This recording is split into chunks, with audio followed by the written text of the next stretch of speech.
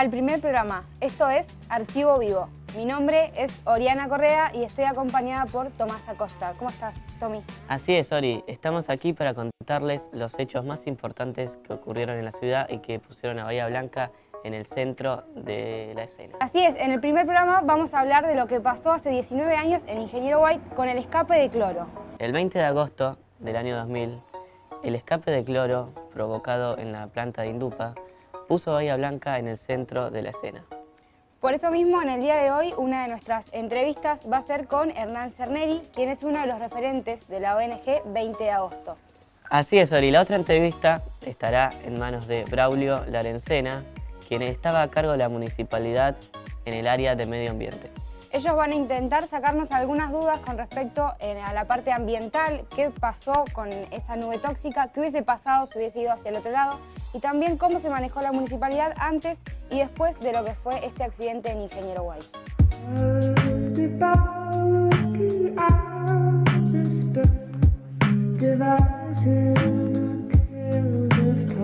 Hace 19 años, un 20 de agosto del año 2000, Bahía Blanca se ubicó en el centro de la escena a causa de un escape de cloro en Indupa, una de las plantas del polo petroquímico que puso en estado de alerta a toda la ciudad. La pérdida generó una nube espesa y amarilla, pero el peligro se lo llevó el viento, que soplaba en dirección contraria a las viviendas. De no haber sido así, hubiera ocurrido una catástrofe, de la que pocos se hubieran salvado. Por suerte, nadie salió afectado. El clima que se respiraba era de miedo, de incertidumbre y de indiferencia para los que no eran conscientes de lo que este escape podía causar. Las ráfagas de 50 km por hora alejaron el cloro de la zona poblada, mientras el personal de la planta de Solvay Indupa controlaba la pérdida, lo que llevó 3 horas de trabajo. El olor a cloro era muy perceptible, sobre todo en Ingeniero White, que se encontraba a pocos kilómetros de la planta. El escape se produjo a las 9:50 de aquel 20 de agosto en un caño que conecta las celdas donde se elabora el cloro con la planta de monómeros vinílicos.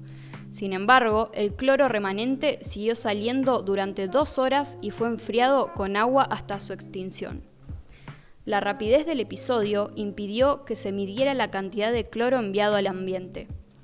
La inhalación de estos gases puede provocar desde sofocación y ardor en la garganta hasta la destrucción del tejido pulmonar en casos extremos.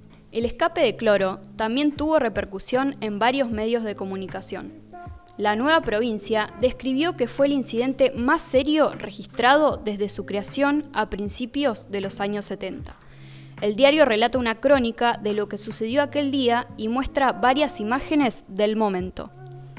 La Nación, uno de los medios más conocidos del país, una semana después del escape, se refirió al pedido de cierre de la planta por parte de los vecinos de Ingeniero White. El diario cuenta el incidente, pero principalmente se centra en el reclamo de la gente que temía por su seguridad. Otro de los medios que también informó sobre el incidente fue Clarín, que, además de contar con detalles lo sucedido, reflejó los testimonios de Braulio Larencena, director municipal de Medio Ambiente en aquel entonces, y de Edgar Bozo, director industrial de Solvay Indupa. Ahí está. Estamos en las instalaciones de Solvay Indupa con Hernán Cerneri, representante de la ONG ambiental 20 de agosto. ¿Cómo estás, Hernán? ¿Qué tal? Buenas tardes. Muy buenas tardes. Bueno, primero que nos cuentes un poco, para ampliar la información, lo que pasó aquel 20 de agosto del año 2000 en Ingeniero White. Bueno, en aquel 20 de agosto hubo una rotura del cloroducto. Sí. Y bueno, digamos, al romperse se liberó todo el cloro que había en su trayecto, en su contenido. Y bueno, todo esto se generó una nube de importantes dimensiones. Sí. que bueno, por fortuna no fue en dirección hacia la comunidad, sino hacia el mar, con lo cual no hubo que lamentar fatalidades ni tampoco gente con un grado de intoxicación importante. ¿Cómo se vivió ese momento? Fue un momento muy especial, muy intenso, porque Al principio hubo desconcierto, incertidumbre. En realidad esos fueron los primeros sentimientos porque no se sabía bien qué había pasado. Hasta ese momento no solamente que no sabíamos bien lo que había ocurrido, sino que la gente no tenía una percepción del riesgo con respecto a la convivencia con estas instalaciones. Claro. Se convivía esto era parte del paisaje, esa es la realidad. Entonces, cuando ocurre este episodio, se despierta una conciencia respecto de, bueno, con qué estamos conviviendo, cuál es el peligro, cuál es el riesgo con el cual a diario estamos conviviendo. Claro, justamente en cuestiones ambientales quizá, ¿qué implicancia tiene la presencia de la empresa y quizá lo que pasó ese mismo día? En cuanto a lo ambiental, bueno, es obvio que el impacto ambiental de un escape como el que ocurrió con el cloro es muy importante. Y más allá de esto es, digamos, un episodio puntual. Sí. Después hay un impacto que se genera en todos forma los diaria. días. Claro, por ejemplo, en ese momento, esta empresa Solvay, hoy es Unipar, Indupa, tenía una acumulación de barros contaminados con mercurio que los tenían por aquí atrás, donde terminaban las instalaciones. Era una montaña prácticamente de barros mercuriados, a cielo abierto, sin ningún tipo de contención. Bueno, este era un impacto muy importante, es el día de hoy que la empresa tiene que hacer una limpieza, una depresión de la napa, extrae el agua, la purifica y la vuelve a reinyectar. Esto es un procedimiento que es a consecuencia de la contaminación que se produjo en la napa freática. Como esto digo, hay un montón de impactos que tienen que ver con el vuelco de fluentes líquidos, con emisiones de... Sí, todo lo que se produce dentro de la empresa, ¿no? Que genera distinto impacto en el ambiente. Exacto, exacto. Y también por parte del municipio, ¿no? Hablando de lo que es gestión ambiental y demás, ¿crees que se actuó correctamente en el momento? ¿Que ya venían haciendo previamente por ahí distintas actuaciones de evacuación, que se advertía a la población? En realidad el proceso Apple hacía muy poco tiempo que estaba creado, con lo cual no había una inserción muy importante dentro de la comunidad del concepto de lo que es la respuesta a la emergencia. Sí. El municipio tampoco contaba con las herramientas ni técnicas, ni económicas, ni legales para poder controlar estas empresas que son de tercera categoría, que son las más grandes que hay en Bahía. Y el poder de policía, es decir, de control, de fiscalizar y de sancionar, estaba en manos de la provincia en ese momento. Yo por ahí debo tener en algún archivo algunas inspecciones que se hicieron un mes antes de la rotura del cloroducto, donde ya el cloroducto estaba roto. Y bueno, habían solicitado que se repare lo antes posible. Esto digo, yo leí por ahí una reseña en estos días con respecto a los 19 años y decían de que no se habían hecho ninguna inspección. En realidad la provincia había hecho inspecciones. Esto ¿Y eso no salió a la luz?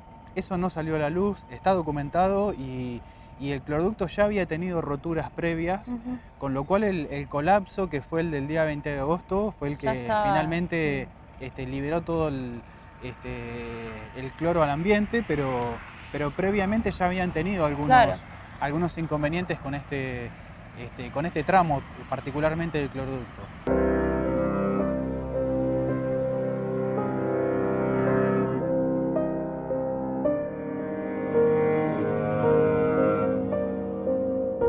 Bueno, como te decía, yo no estaba en Guaite, estábamos en Bahía, pero bastante cerca, éramos del barrio noroeste, o sea que es bastante cercano.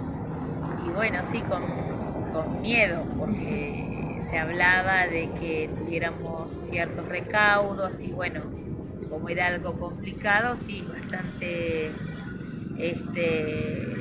bastante fea la situación. Bueno, yo lo viví muy loca porque en ese momento yo estaba en mi casa cuando sucedió todo, mis hijos en el jardín, otros en la escuela, en el Ingeniero Guaite, y cuando vi todo ese humo amarillo, el cloro que salía, me asusté. Claro. O sea que no es que lo viví ni en la calle, ni ni salimos, ni vimos nada. Hasta claro, como que tampoco se hace saber mucho esas cosas. Claro. No pasa algo si te enterás porque estás al aire libre, porque estás en tu patio, o estás haciendo cosas, o tenés tus ventanas abiertas. Pero ellos no nos hacen. Y los mismos vecinos posteriormente también realizaron, sus quejas, ¿no? En cuanto a la empresa y demás. ¿Tuvo repercusiones eso? ¿Sirvió?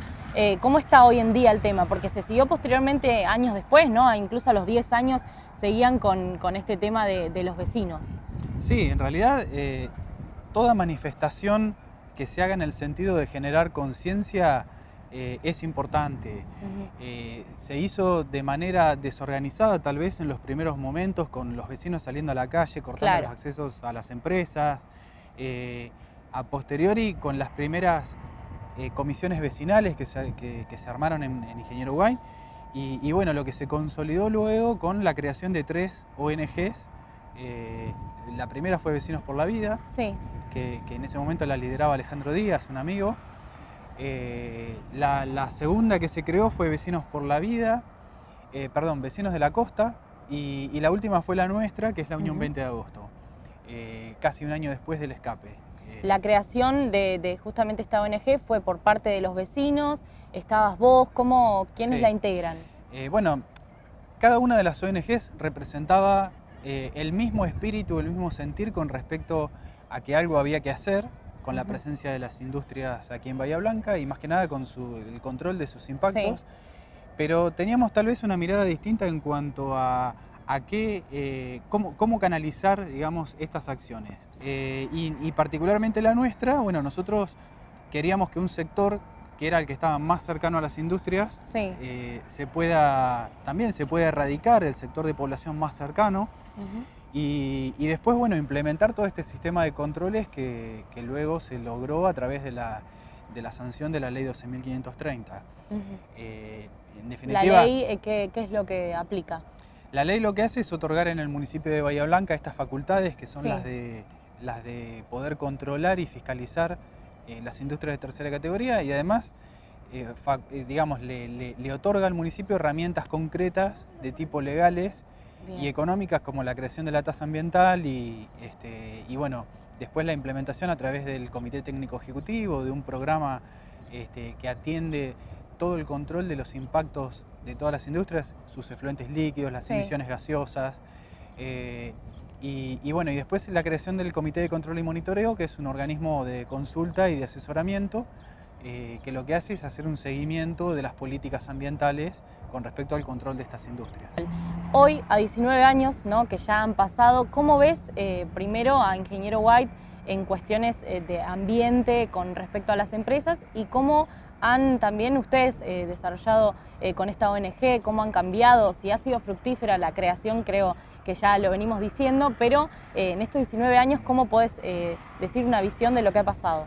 Si tuviésemos que sacar una fotografía de aquel año del 2000 o 2001 y vemos una fotografía de hoy, claramente se ha avanzado.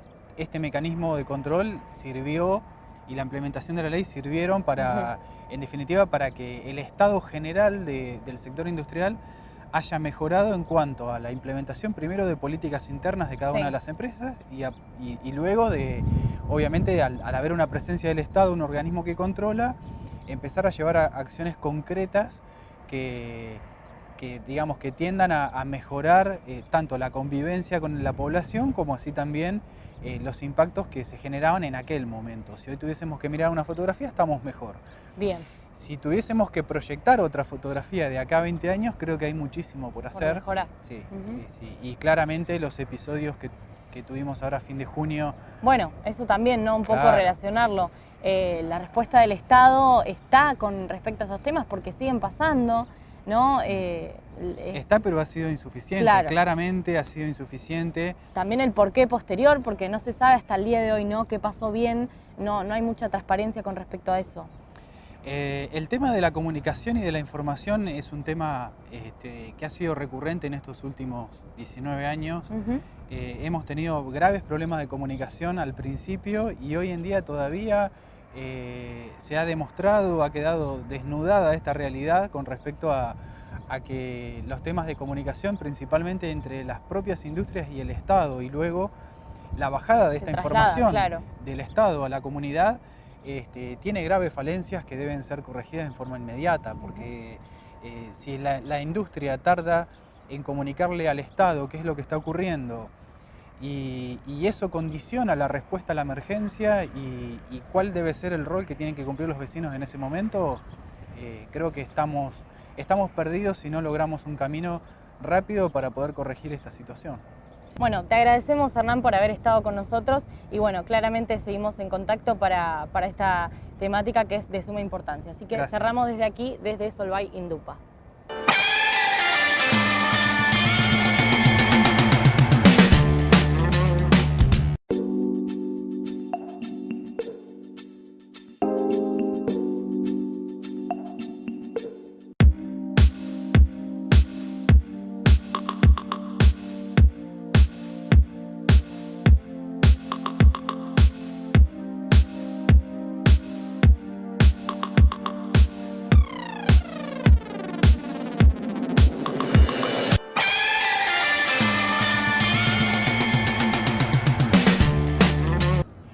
Estamos con Braulio Laurencena, que es el ex director del municipio en el sector de medio ambiente. En el año 2000 fue, ahora ya no está ejerciendo. ¿Cómo estás, Braulio? Bárbaro, muy bien, gracias por invitarme. No, por favor.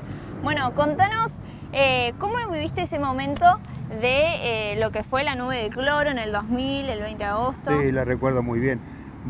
Que me quedó muy grabado porque fue un incidente realmente muy grave. Yo estaba caminando como hacía todos los domingos, la rutina de salir alrededor de las 8, 9, y alrededor de las 9:30 uno de los muchachos del grupo me llamó para decirme que había una cosa bastante pesada en White. No sabía muy bien de qué se trataba, entonces agarré el auto, me fui para allá y era el escape de cloro. Pero fue una cosa impresionante. Yo vi la nube, lo vieron mucho los vecinos, lo grabaron. Era una nube muy grande y el cloro es un gas sumamente peligroso, muy peligroso, es mortal. ¿Y cómo actuaron en ese momento? Bueno, la verdad es en ese momento estábamos bastante desarmados porque no estaba el comité técnico ejecutivo que surge de la ley que llamamos la ley Tunesi.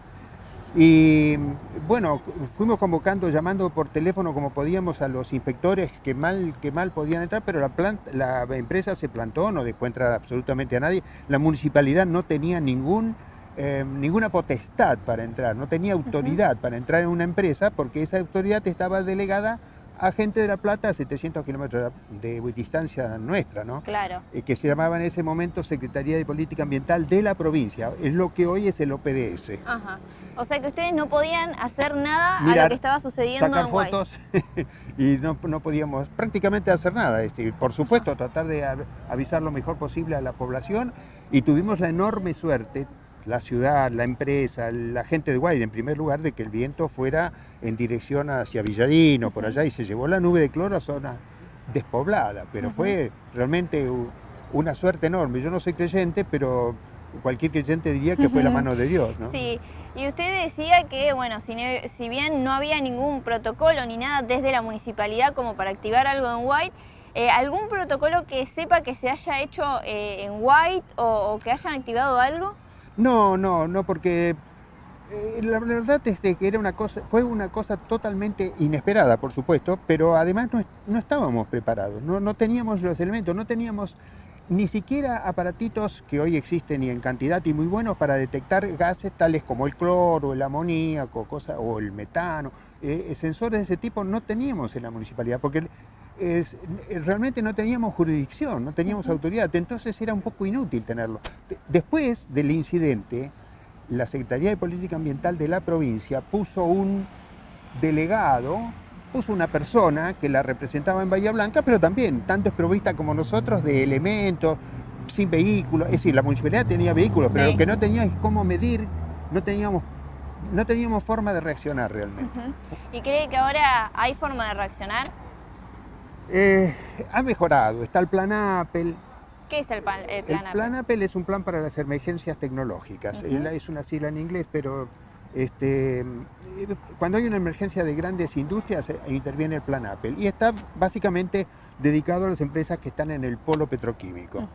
También puede intervenir en TGS, que está en detrás de Cerri, pero básicamente un White.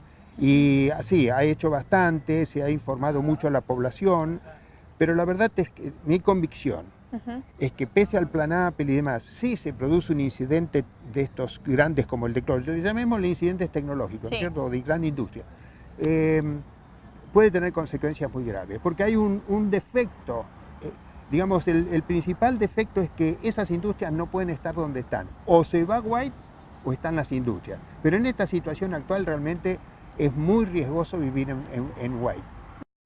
Bueno, ¿cómo afecta esto al medio ambiente en lo que sucedió en White? Sí, en cierta manera, como le decía, no hay mal que por bien no venga, fue favorable porque el sistema político reaccionó, la gente de White se levantó, se dieron cuenta realmente del peligro que habían corrido y después, para que sobre llovido mojado, a los 7, 8 días se produce el escape de amoníaco de Profertil que empezaba sus operaciones. Sí. De manera que todo eso se juntó y la gente de White se sintió muy mal. Después, con los años, se fue aplacando. Hoy está, yo diría que en general hay una actitud de resignación. Pero de todas maneras, volviendo al tema de los dos incidentes, obligaron al sistema político a moverse. Sí. Bueno, en definitiva se dictó la ley Tunesi, impulsada por el diputado Tunesi, que no sé si era diputado, bueno, sí, y una ingeniera de acá de Bahía Blanca que ayudó mucho en la redacción, que se llama Aloma Sartor, que trabaja en Autene. Y bueno, salió esa ley que en su momento fue, digamos, bastante útil. No sé en este... ¿Qué decía esa ley? La ley básicamente creaba, le daba atribuciones a la municipalidad que antes no tenía. Otra cosa fundamental, tenía en cuenta que estas actividades de control requieren plata, requieren dinero. Sí. Hay que pagar sueldos, hay que comprar equipos, hay que comprar vehículos, hay que comprar, bueno, instrumental y demás. Y bueno, con ese dinero que se colectó, se formó el centro que funciona en White, en Avenida San Martín, creo que está, y que se llama Comité Técnico Ejecutivo, y tiene un director. Sí. Y bueno, y después gente experta que sabe manejar los equipos y demás. Eso es bueno, en general es bueno porque tiene lo que no teníamos nosotros cuando se produjo el escape de cloro, ahora lo tiene. Sí, en ese sentido fue bueno. Bueno, se creó un comité de control y monitoreo, aparte del comité ejecutivo, formado prácticamente por quien quiera ir. Sí. Eso es muy democrático, eso es muy bueno, porque la gente que tiene problemas, objeciones o denuncias o quiere saber cómo se está controlando el polo, puede ir a ese comité y enterarse y opinar y discutir y pedir información más precisa o más detallada, etc. Eso es bueno. Sí. Pero yo creo que no basta. Me he llegado a la convicción, y he trabajado con muchas empresas, de que la empresa lo único que realmente le interesa es ganar plata, el lucro. Bien. Y cuando un gerente considera que quiere ascender un poco más y bueno, entonces voy a ahorrar plata para que el lucro sea mayor o sea el beneficio. Si gasto menos y produzco igual, lo hago con menos gasto, eso me hace subir en el escalafón de cualquiera de estas empresas. ¿Cree que fue una falla humana entonces? Sí, son fallas humanas. Básicamente, mire, el escape de cloro, yo cuando lo pienso me indigno.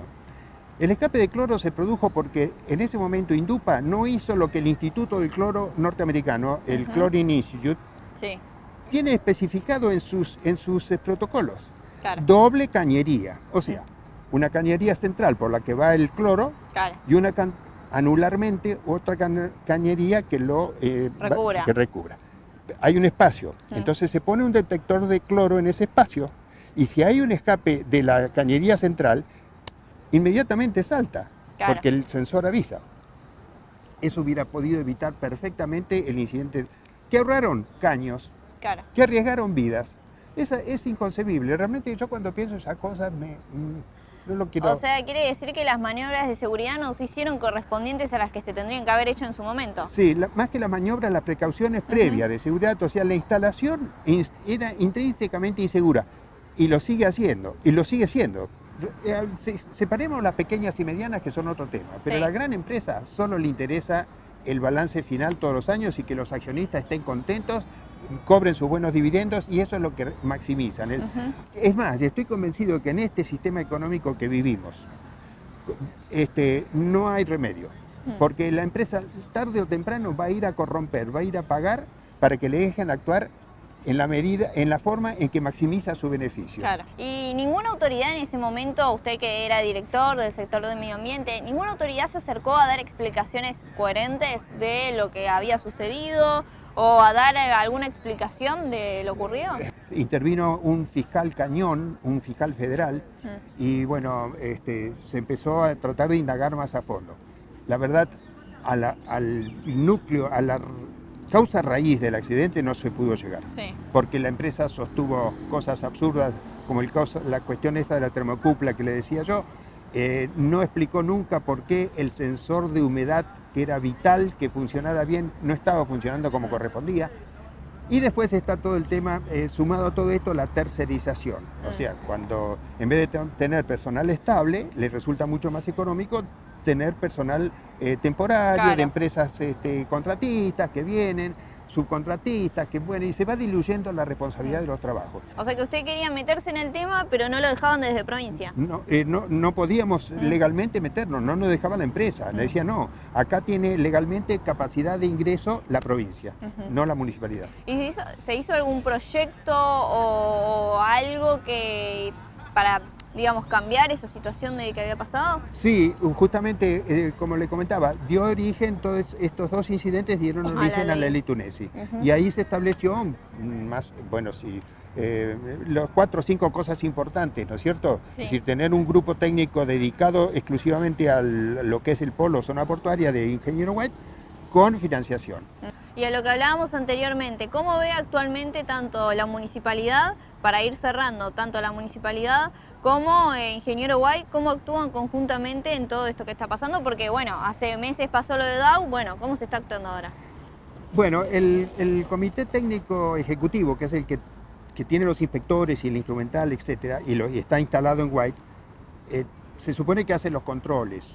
La verdad, yo estoy un poco alejado del tema, no puedo opinar, sería una irresponsabilidad decir si lo está haciendo bien o mal, espero que lo haga bien, pero las empresas siguen todavía teniendo mucha resistencia a ser realmente inspeccionadas. En ese sentido, yo creo que hay de parte de la empresa y del poder político, los dos, el poder político para ser más incisivo. Yo la verdad, a los intendentes posteriores, porque bueno, Linares después perdió la elección y dejó de ser intendente. Pero los intendentes que vinieron después, no le vi nunca la tenacidad, o sea, que tuvieran realmente una voluntad política fuerte. ¿Por qué? Para meterse con el tema, porque el tema es riesgoso. Bueno, muchas gracias, Braulio. Perdóneme si me pongo un poco enfático. No pasó nada. Muchas gracias por colaborar. Por favor.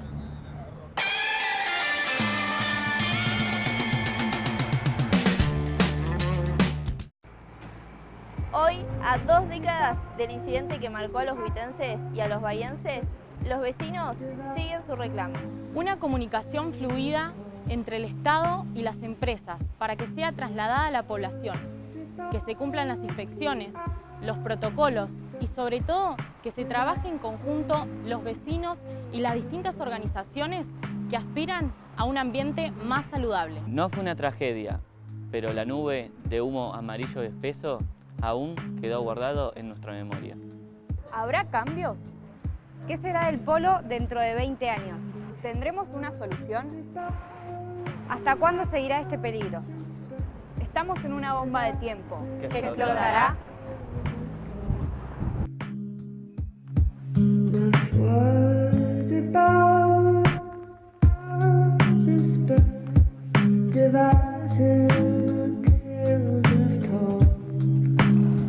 Hasta acá el primer programa de Archivo Vivo. Le agradecemos la palabra a Braulio Laurensena y a Hernán Cerneri.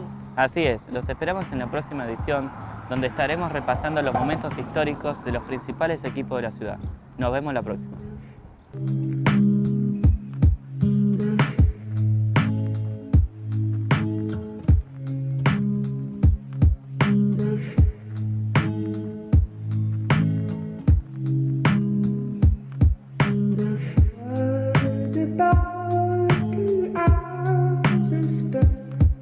Devices